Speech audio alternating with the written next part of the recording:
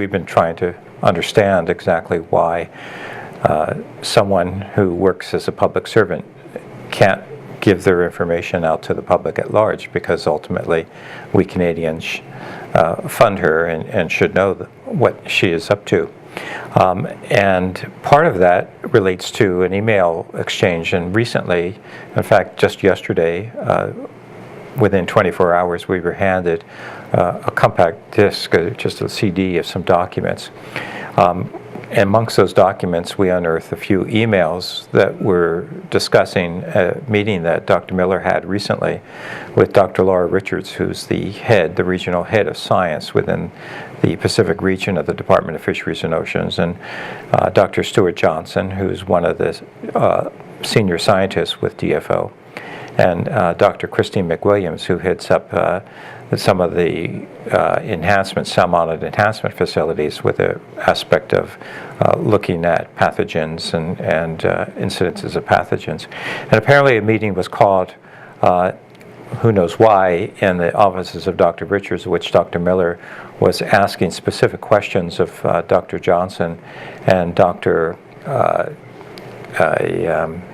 McWilliams concerning why no Atlantic salmon on farms were being tested for this parvovirus that she had described, and which is described fully in her paper that was produced in Science back in January. As I understand it, she has found a gene sequence that is related to morbidity in salmon as they come upstream and die en route before they reach the spawning grounds, and that she can then find that this sequence of genes is prevalent in fish that die en route.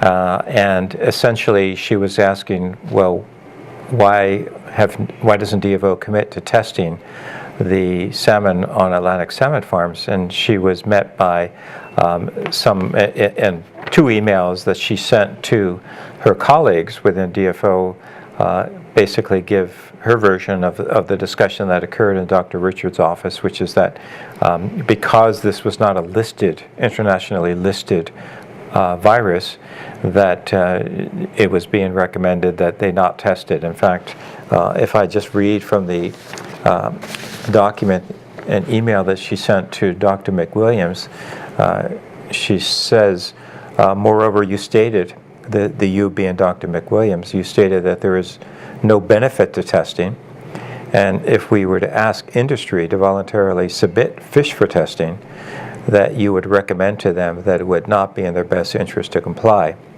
And to be fair to Dr. McWilliams, when I put this exact email to her, she took a different view of the conversation, and she gave a different version of the conversation. Dr. Miller is scheduled to testify at the Commission tomorrow and the next day, so I hope to be able to get from her lips exactly what transpired and what occurred in Dr. Richards' office.